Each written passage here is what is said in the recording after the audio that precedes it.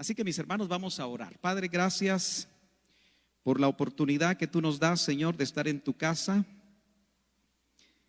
Sabemos que cada culto que hoy tenemos la oportunidad de asistir puede ser crucial en nuestra preparación, Señor, para el tiempo que se avecina. Por eso en este momento te pedimos, Señor, que tu palabra pueda, Señor, llegar puntual. Danos de tu gracia, danos de tu revelación, danos de tu iluminación para poder, Señor, compartir tu bendita palabra en tiempos difíciles. En el nombre de Jesús, amén y amén. ¿Cuántos pueden dar un gloria a Dios? Gloria a Dios. Gloria al Señor.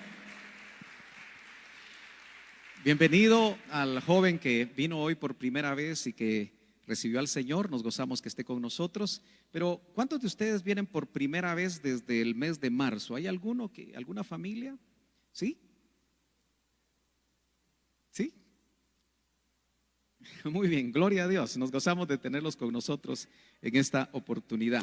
Hemos venido, hermanos, compartiendo y lo vamos a estar haciendo durante los próximos domingos.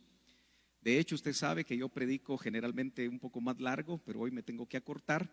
Pero donde me quede sigo en el siguiente culto, porque tenemos un tercer culto. Así que yo lo invito a que si usted quiere seguir oyendo, si ya llegó a su casa vía internet, vía Facebook, lo puede seguir o en otra oportunidad para poder ir al día en lo que queremos compartir acerca de la realidad de la parusía. Hago énfasis porque todos aquí, estoy seguro, que conocemos lo que es la parusía.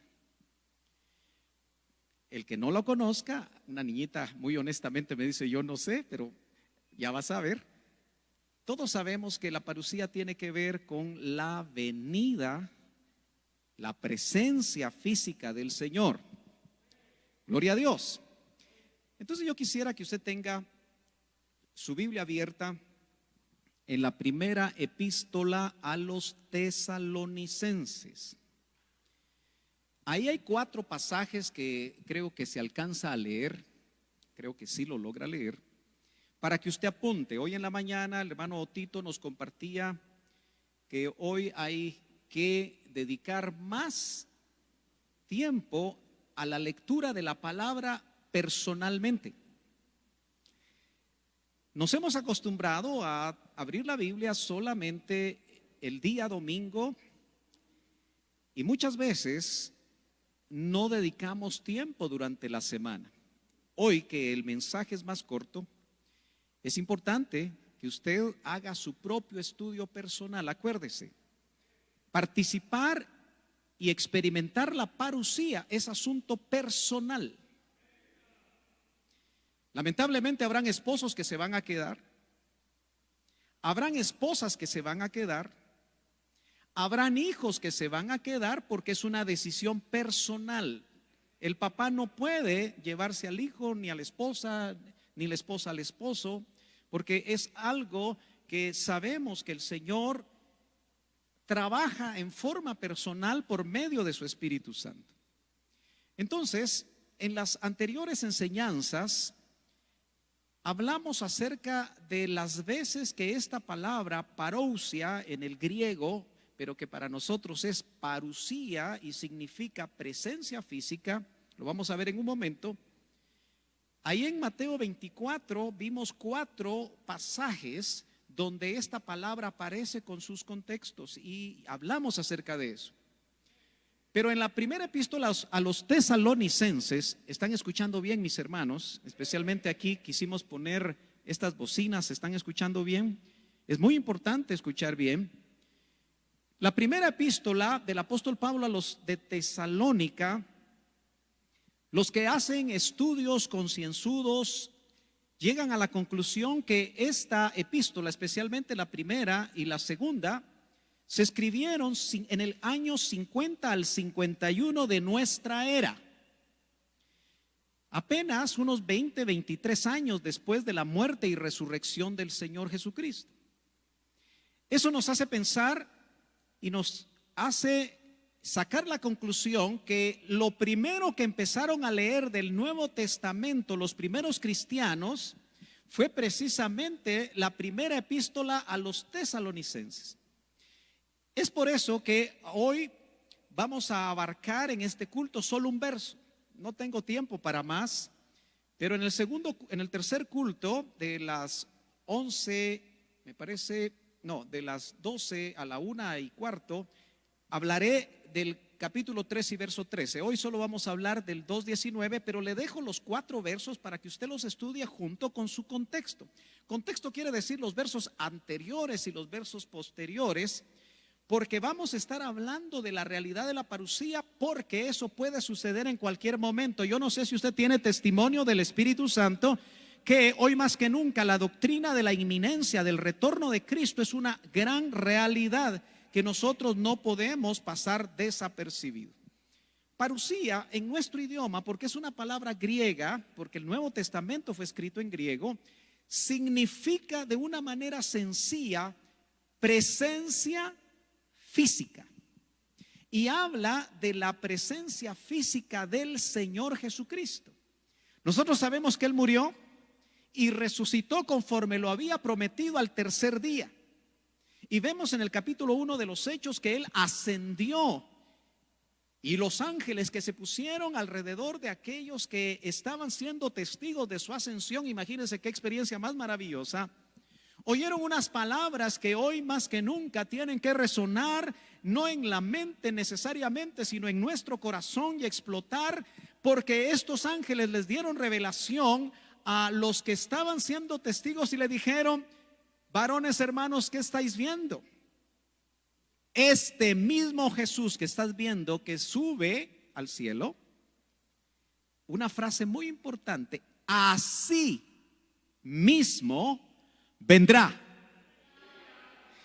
Si Él estaba allá en las nubes subiendo, los ángeles dicen que Él va a volver otra vez en las nubes a recoger a todos aquellos que no hemos sido religiosos, que no hemos adquirido nada más una religión evangélica, cambiándonos de otra religión. Como decía mi pastor, el cambio de cama no va a sanar al enfermo. El cambio de campanario no va a cambiar a la gente. El único que cambia a la gente es aquel que murió y resucitó por nosotros y opera un nuevo nacimiento. Cambia una genética interna que produce un cambio de vida. Por eso Betel es un lugar de palabra revelada, y no se le olvide, están en letras muy pequeñas: vidas transformadas. Cada culto, cada oración, cada alabanza, cada oportunidad que tengamos nosotros de estar en comunión con Dios debe traer como resultado un cambio de vida. Los diccionarios que se dedican a hacer este tipo de estudios, nosotros no podemos tener ese grado de enseñanza porque se necesitan muchos años, indican que parusía es presencia, es venida, pero también es llegada. Otro diccionario también nos habla y coinciden en que parusía es presencia, venida, advenimiento, pero de una manera muy sencilla, estar en persona. Creo que hoy más que nunca, nosotros que por muchos meses estuvimos asistiendo a los cultos virtuales, y usted sabe que no es lo mismo. Sin embargo, ahora podemos entender cuando hacemos cultos presenciales lo que es parusía. En cierta manera, hoy es su parusía en el templo. La parusía suya, la parusía mía. No sé si me está entendiendo. La presencia física en el templo es parusía. Eso era en el pensamiento de ese tiempo, en el idioma donde se escribió el Nuevo Testamento. Y Pablo toma esa palabra y dice: es estar en persona, no en forma virtual. Es interesante entonces que parusía nos tiene que quedar muy claro que es la presencia física del Cristo resucitado. No es visión, no es fanero, aunque fanero se parece mucho a parusía, Yo sé que para algunos puede parecer estas palabras un poco raras, pero es bueno que usted las escudriñe. Es bueno que usted pregunte. Esta palabra denota tanto una llegada como una consiguiente presencia con. Fíjense que se descubrió, porque los arqueólogos descubren cosas muy importantes del pasado. Si se escribió hace casi 2000 años, Primera Tesalonicenses, el griego koiné, que era el griego común entre los que hablaban en el Oriente Medio y en todo aquel territorio que fue conquistado por Alejandro el Grande, lo que hablaban era griego koiné. Dios utilizó como señor de la historia esa situación para que el mensaje del Nuevo Testamento se escribiera en ese idioma para poder llegar a todo aquel mundo conocido de aquel tiempo. Esa fue la estrategia de Dios. Entonces, descubren una carta en papiros donde se usa la palabra parousia. Pero esa carta era una carta sencilla donde una dama habla de la necesidad de su parucía. Fíjese qué interesante, es para que tengamos claro cómo se usaba en cierto lugar a fin de atender algunos asuntos relacionados con su propiedad ahí. Entonces, cuando Pablo habla de la parucía, y lo hace en muchas de sus cartas y en varios de los libros, cartas del Nuevo Testamento, se habla acerca de la parucía, habla de el deseo de Dios de estar físicamente otra vez con nosotros. Ahora, han pasado casi 2000 años y la parucía todavía no ha sido una realidad. Pero cada generación de cristianos, así como nosotros que vivimos en el siglo XXI en época del COVID-19, tuvieron la esperanza que en su generación se cumpliera. A eso se le llama inminencia. Ellos creían que en cualquier momento podía venir el Señor, y hoy hay mucho ataque de parte de las iglesias más grandes, las iglesias con mayor presencia de personas, ministros que atacan que no hay parucía, y mucha gente lo está creyendo. Por eso cada vez seremos menos aquellos que creemos que el Señor va a volver. Ojalá que usted en ningún momento deje que esa verdad maravillosa que ha sido metida en su corazón deje de ser parte de su verdad. Ahí en Primera Tesalonicenses 2:19 vemos entonces nosotros que el primer verso donde aparece la palabra parucía es el siguiente. Ahí lo tenemos en pantalla y usted lo puede ver en su Biblia. Dice así: porque el apóstol Pablo se hace una pregunta. ¿Cuál es nuestra esperanza? ¿O gozo? ¿O corona? De que me gloríe. Por eso le puse gloria ministerial. Pablo era un ministro, un apóstol, perito, arquitecto de la iglesia. Y al hablarle a los hermanos de Tesalónica, que usted no tiene que dejar de pensar que era un grupo pequeñito, más pequeño que el grupo que está aquí representado esta mañana. En ese tiempo se reunían en casas.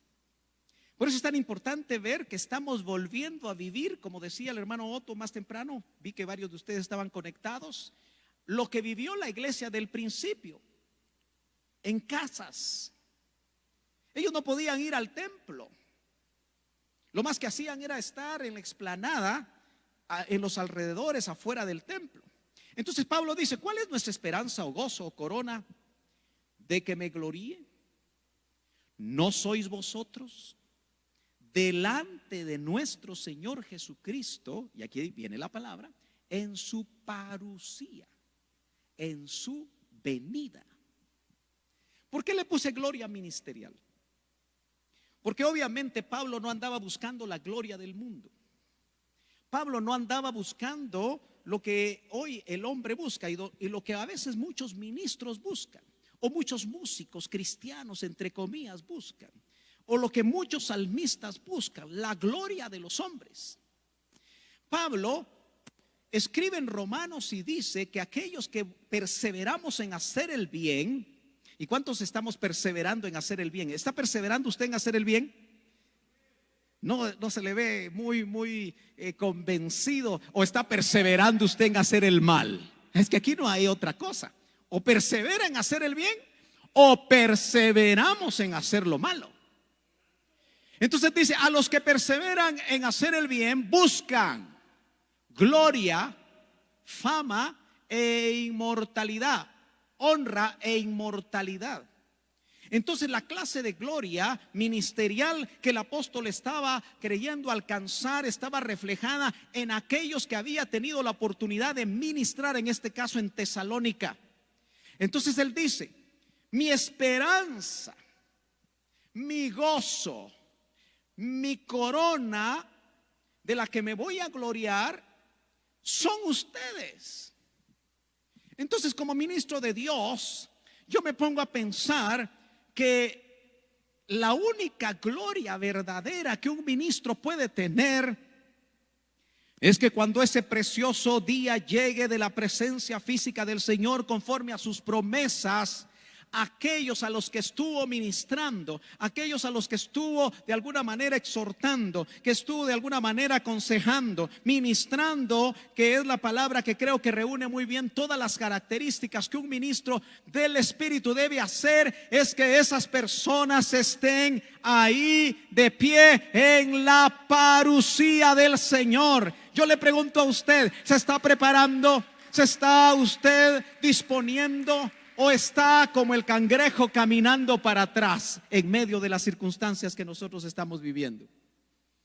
Esperanza, gozo o corona. El ministro entonces debe tener esperanza, pero también la oveja debe tener esperanza ante la promesa del Señor. Hoy es difícil pensar que lo que acontece en el mundo realmente traiga gozo, pero acuérdese, el gozo no es la alegría efímera del mundo. En diciembre mucha gente sale de vacaciones. Yo no sé si usted lo pudo hacer o no, o se quedó en casa vacacionando, no sé cómo fue, pero lo cierto es que a veces el salir, el viajar, el hacer, el venir y el hacer solamente trae alegría pasajera. Pero el gozo, que es un fruto del Espíritu, es algo que no importa las circunstancias que estamos viviendo, esa virtud, ese fruto del Espíritu está dentro de nosotros, aunque haya dolor, aunque haya pérdida, aunque haya enfermedad, aunque haya escasez, hay gozo. ¿Cuántos pueden testificar que en medio de las circunstancias han tenido gozo? Aleluya, y lo tendremos. Gloria al Señor. Aleluya, dele un fuerte aplauso al Señor, aleluya. Gloria a Dios. Hoy voy a tener que estar viendo mucho el reloj, pero en Hechos 17, usted lo ve en casa despacio. Ahí nos indica cómo Pablo llega a los de Tesalónica. Y él tenía la costumbre de llevar el mensaje a los judíos en las sinagogas, mas sin embargo lo único que pasaba en esas sinagogas es que lo perseguían. No entendían el mensaje. La religión, que ya no era, aunque conocían al Dios verdadero, a Jehová de los ejércitos, se habían vuelto los judíos de esas sinagogas religiosos. Se habían vuelto legalistas, se habían vuelto guardador de leyes, sin entender el espíritu de la ley, sin entender lo que Dios quería revelar, que era el carácter santo de Él. Pero nadie, como dice el apóstol Pablo en Romanos, podía ser salvo y ser justificado por medio de la ley, pero muy pocos lo entendieron. Cuando Pablo lleva el mensaje de la gracia, en lugar de que lo entiendan, es perseguido. Y dice la Biblia ahí en Hechos 17 que solo los griegos eran gentiles, temerosos de Dios. Imagínense, los judíos se oponían a Pablo, al mensaje que llevaba Pablo, pero los griegos, diríamos los guatemaltecos, todos aquellos que no somos judíos, entramos dentro de esos griegos temerosos de Dios. Y qué interesante que la Biblia registra que siempre las mujeres son mucho más cercanas a lo espiritual, porque dice, y mujeres de las principales creyeron, pero los judíos lo que hicieron fue perseguir a Pablo. Así que llevar el evangelio a los de Tesalónica fue muy difícil para Pablo. La Biblia dice que nosotros los ministros sembramos con lágrimas. Y mi esposa es testiga, y aquellos que empezaron conmigo, como el hermano Francisco hace 16 años, que en una casa nos reunimos un grupo pequeño de personas, 14 personas, incluyendo hijos, 4 familias. Y obviamente después de haber pastoreado una iglesia grande, no es tan fácil volver a empezar, pero el Señor nos dio el ánimo, la esperanza, la fortaleza, y hoy nos gozamos de lo que el Señor después de 16 años ha hecho. Pero mire, la prueba, lo que le enseñó a Pablo fue a tener esperanza. ¿Cómo podemos definir de una manera sencilla la esperanza? Es la feliz espera del bien. La prueba a Pablo no le quitó el gozo, ya lo dijimos. Y Pablo esperaba obtener una corona. ¿Usted espera obtener una corona? Dice que todos los que amamos su venida, aleluya, vamos a recibir una corona. Dele un fuerte aplauso al Señor. Gloria, gloria al Señor. Gloria al Señor. Esa foto que está ahí no quisiéramos, por lo que significa, ya no quisiéramos estar en una situación como esa, ¿verdad? Hemos visto en Iglesia de Cristo Betel hermanos que han partido, familiares de hermanos que han partido. Se ha estado orando por hermanos que están contagiados de COVID o están con otro tipo de enfermedades. Porque yo le hacía la mención a mi esposa que en Betel nunca había muerto tanta gente. En el sentido de que en un año hemos podido contabilizar 11, 12 personas. Aunque no todos han sido miembros de la iglesia, de todas maneras, en los años anteriores no había sido así. Y veo que en muchas de las iglesias pasa lo mismo. ¿Por qué? Porque han muerto cerca de 2 millones de personas en el mundo. En Guatemala han muerto más de 4,000 personas, y obviamente no solamente de COVID, sino que de otras. Eso es solo lo que se ha contabilizado. De tal manera que algo Dios está queriéndonos decir en este tiempo de prueba. Entonces yo tengo que hacerme juntamente con usted esta pregunta.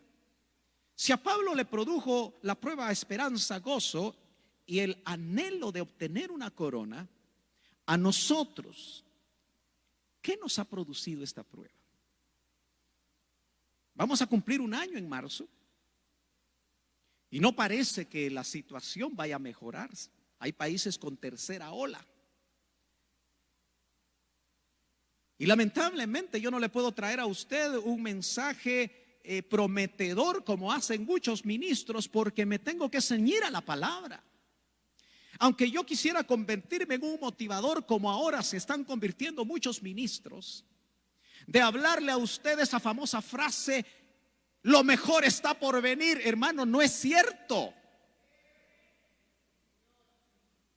Qué bonito sería que yo le dijera, lo mejor está por venir. Depende qué es lo mejor para usted, porque si lo mejor para usted es que el Señor venga y cumpla su promesa, entonces sí yo le puedo decir, lo mejor está por venir. Pero usted sabe que los que dicen esto no están pensando en la venida del Señor, porque en su doctrina actual ni siquiera lo esperan. ¿Qué ha producido en nosotros la prueba? Tenemos que ser honestos. En muchos ha producido temor, inseguridad, desilusión, porque muchos planes ya no se pudieron hacer. Otros están enojados. Algunos se están apartando del Señor, ya no se congregan. Pero una pregunta más en los 15 minutos que me quedan. ¿Esperaba Pablo la parucía, la presencia en el tiempo de él? Muchos dicen que sí, pero ¿sabe usted que muchos estudiosos y muchos ministros dicen que no? Hoy hay una total confusión y muchos que oyen diferentes mensajes pueden ser confundidos. Algunos creen que Pablo no esperaba la parucía. Eso es una mentira, hermano. Yo tengo que desnudar esa mentira. Y por eso, si usted me acompaña a Filipenses capítulo 3, verso 20-21, yo me quedaré con el deseo de ampliarme en estos versos. Casi solo me da tiempo a leerlos, pero usted tiene la responsabilidad de meditar en ellos, estudiarlos. Dice Filipenses 3, mas nuestra ciudadanía está en el cielo. ¿Cuántos dan gloria a Dios? ¿Cuántos tienen su carnet? ¿Cuántos tienen su DPI celeste? Somos ciudadanos del cielo. Pero oiga lo que dice el apóstol, y en lo que él expresa nos indica lo que él creía, de donde también, es decir, del cielo, esperamos al Salvador, el Señor Jesucristo. Esperamos. En la época del apóstol Pablo, todos los cristianos esperaban que el Señor viniera en cualquier momento. Y en cada generación ha sido así y seguirá siendo así para aquellos que, hermano, aunque nos tilden de muchas cosas porque nos llaman raptistas, burlándose de nosotros, porque ya llegaremos a hablar sobre lo que Pedro escribe acerca de esos burladores, el cual dice: transformará nuestro cuerpo vil para que sea semejante a su cuerpo glorioso. Mire qué esperanza más maravillosa. Según el poder con el cual puede también sujetar así todas las cosas. Si todas las cosas están sujetas al Señor, eso es garantía que Él tiene el poder para cumplir lo que aquí en este pasaje el apóstol Pablo está diciendo. En 1 Tesalonicenses capítulo 1 del 9 al 10 dice: porque ellos mismos, siempre los tesalonicenses, cuentan de nosotros de qué manera nos recibisteis y de cómo os convertisteis de los ídolos a Dios. ¿Quién aquí se convirtió de los ídolos a Dios? Que pueda testificarlo. ¿Quién creía en los ídolos? ¿Quién creía en ídolos y se convirtió de los ídolos al Dios vivo? Así fueron los de Tesalónica. ¿Con qué objeto? ¿Con qué propósito? Para servir al Dios vivo y verdadero. Y aquí viene lo importante que está en letras rojas, que no sé, parece que lo rojo no se ve, lamentablemente lo hubiera dejado en blanco. Y esperar del cielo a su Hijo. Nosotros no solamente nos convertimos de una religión, si es que la teníamos, o de una filosofía o de una forma de pensar en la vida, al único y Dios verdadero para servirlo, sino también para esperarlo. Y esperar del cielo a su Hijo, al cual resucitó de los muertos, a Jesús, el cual nos libró de la ira.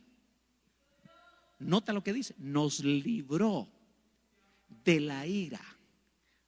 Pero usted sabe que entonces ese nuevo nacimiento que Él produjo en nosotros nos invita a buscar la santidad. Y yo tengo que correr.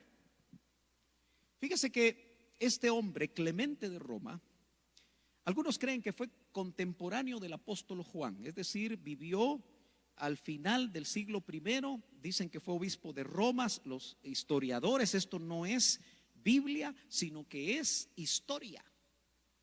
Pero muchos de los que niegan que en ese tiempo, en el primer siglo, la iglesia esperaba la venida del Señor, obviamente quieren ocultar lo que en escritos que se pueden leer ya decían estos hombres. Algunos creen que posiblemente en el 96, más o menos en ese año se cree que muere Juan. Es para que usted se ubique. Este hombre escribió una epístola a los Corintios. Por supuesto, no es inspirada, es una carta a la iglesia de Corinto, pero no es la de Pablo, que forma parte del canon. ¿Me está entendiendo? Dígame si me está entendiendo. Él habla respecto a la inminencia diciendo lo siguiente: vosotros veis cómo en poco tiempo el fruto de los árboles llega a su madurez. En verdad, pronto y repentinamente se cumplirá su voluntad, como testifican también las escrituras, diciendo: muy pronto Él vendrá y no tardará. Un hombre en el 96, obispo de Roma. De alguna manera vemos nosotros que al final del siglo I, este hombre, y está registrado históricamente, dice: muy pronto Él vendrá y no tardará, y luego vendrá su templo el Señor, el Santo, a quien vosotros buscáis. La didaje o doctrina de los 12 apóstoles, algunos creen que se escribió, didaje en el griego significa doctrina, de los 12. Algunos creen que esto se escribió en el año 70. Otros lo ubican en el segundo siglo y hasta en el tercer siglo porque no se ponen de acuerdo. Pero lo cierto es que ellos decían, ahí se lee, y eso es un libro escrito en griego donde, aparte de la Biblia, para aquellos que dicen que como solo sale de la Biblia y esos aleluya dicen cualquier cosa, no, esto es histórico. Dice, velad por causa de vuestra vida, no dejéis que vuestras lámparas se apaguen. Mire cómo era en ese tiempo, en el primer siglo, cómo hablaban, aparte de los apóstoles, aunque esto lo que trata de recoger son enseñanzas de ellos. Se está completando el Nuevo Testamento. Ni dejen de estar ceñidos vuestros lomos. Eso se parece a lo que decía Pedro, ¿no? Usted lo puede encontrar en la primera epístola de Pedro. Sino estad preparados, porque no sabéis la hora en que ha de venir nuestro Señor. Eso significa que los primeros cristianos esperaban como usted ahora en el siglo XXI. Por eso el ciclo se está cerrando. Aquí inicia la iglesia y, hermano, estamos terminando el ciclo. Probablemente en este siglo XXI, el que tenga testimonio del Espíritu Santo ponga atención a lo que el Señor está diciendo para nosotros hoy.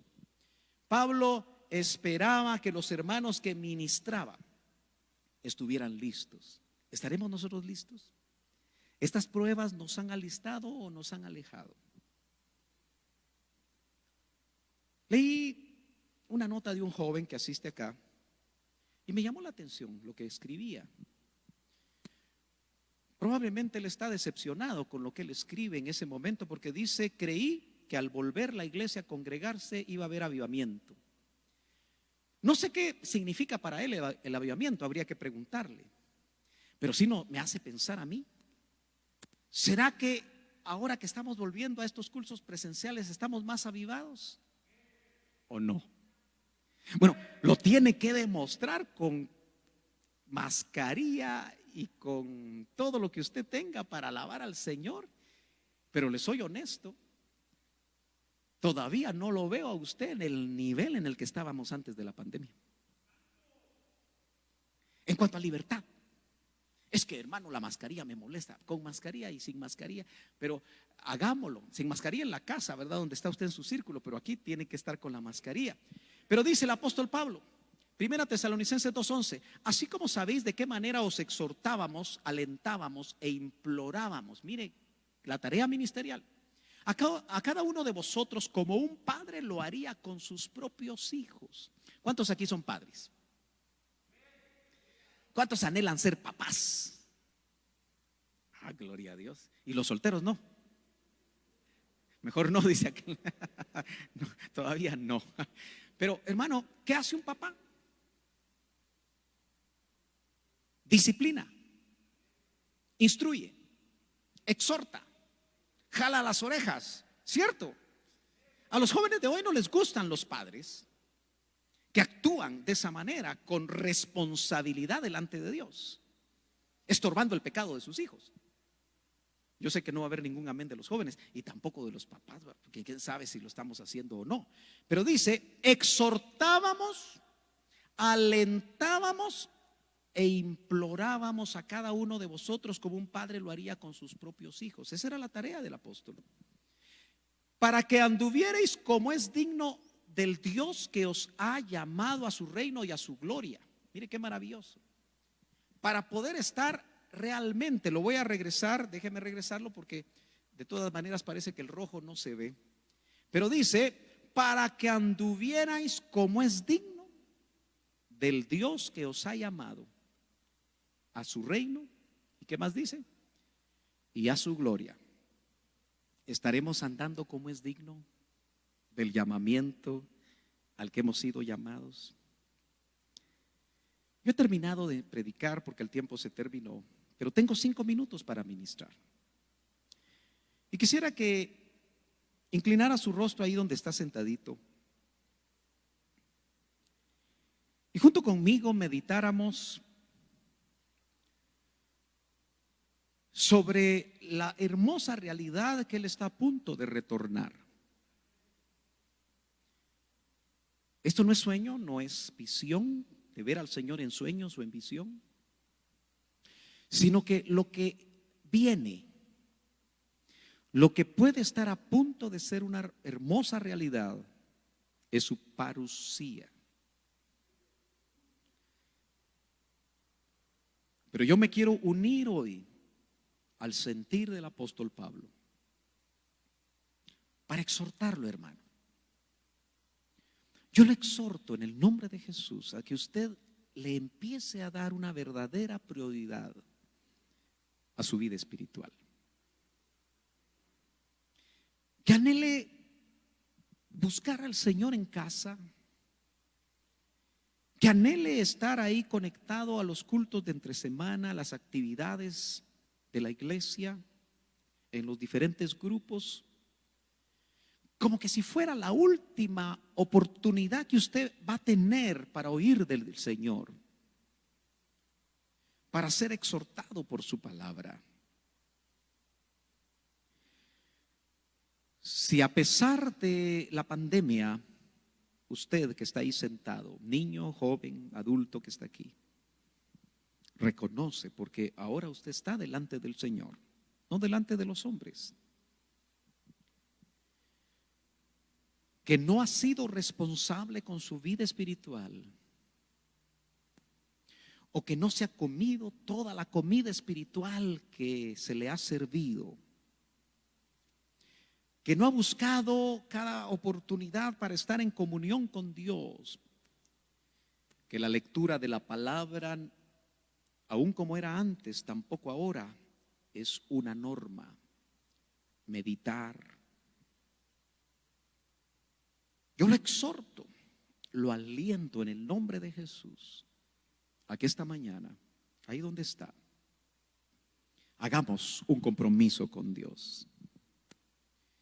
Tal vez se pueden contabilizar y poner en balanza las horas de televisión, las horas de lectura, las horas de deporte, las horas de cualquier cosa que pueden ser buenas. Sí, le hemos dado primeramente la prioridad al Señor. Y ese peso de actividades seculares pueden estar inclinando la balanza a que tal vez un día ni siquiera 5 minutos pasamos en comunión con Él.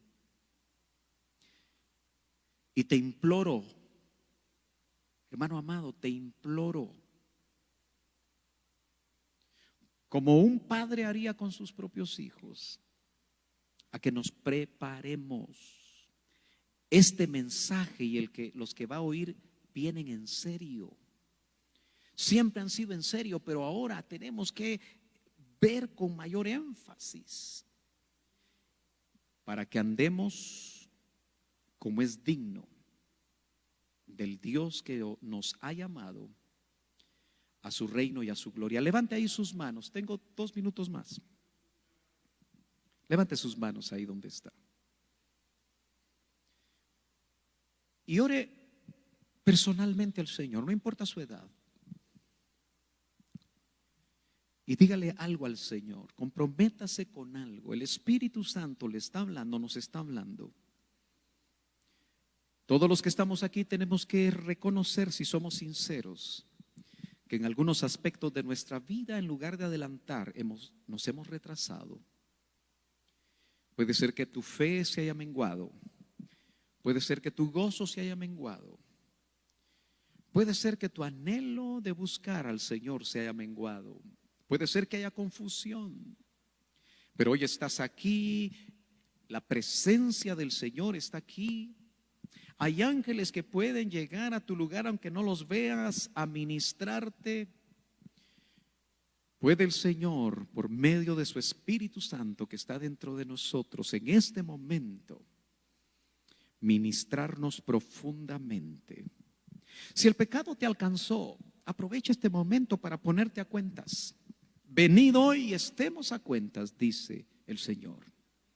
Si tus pecados son como rojos, como el carmesí, van a venir, es la promesa, ser como blanca lana. Recuerda que la sangre de Cristo nos limpia de todo pecado. Cuando dice nos limpia, nos habla de una acción continua. Cada vez que tú, hermano, eres alcanzado por el pecado, ahí, si tú te arrepientes y te apartas, dice la palabra del Señor que hay oportunidad para encontrar la salida, el oportuno socorro. Dice la palabra que hay un abogado defensor.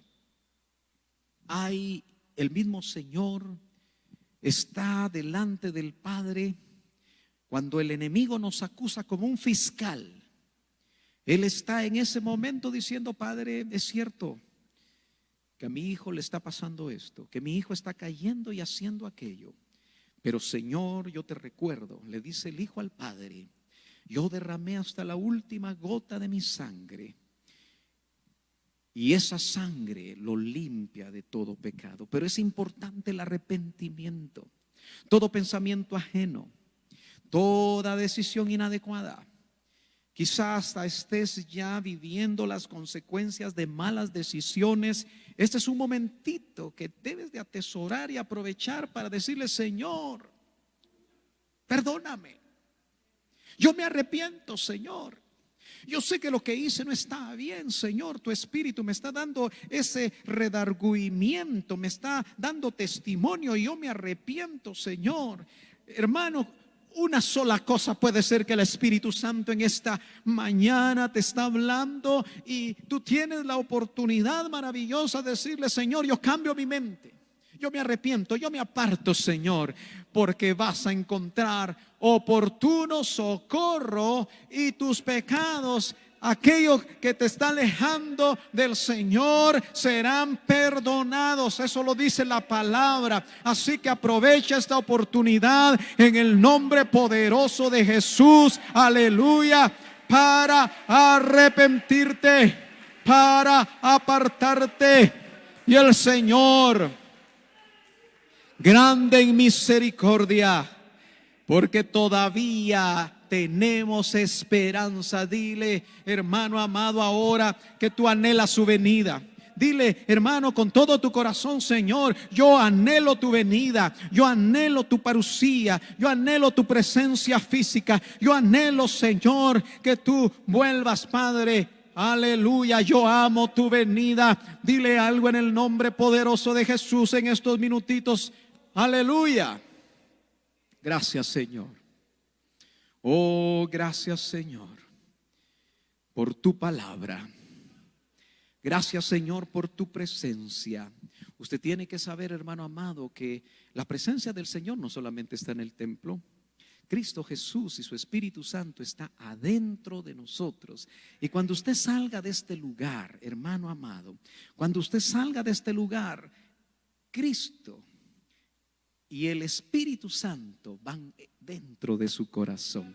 Ahí va el gozo, ahí va la unción, ahí va el poder, ahí va la iluminación, ahí va todo.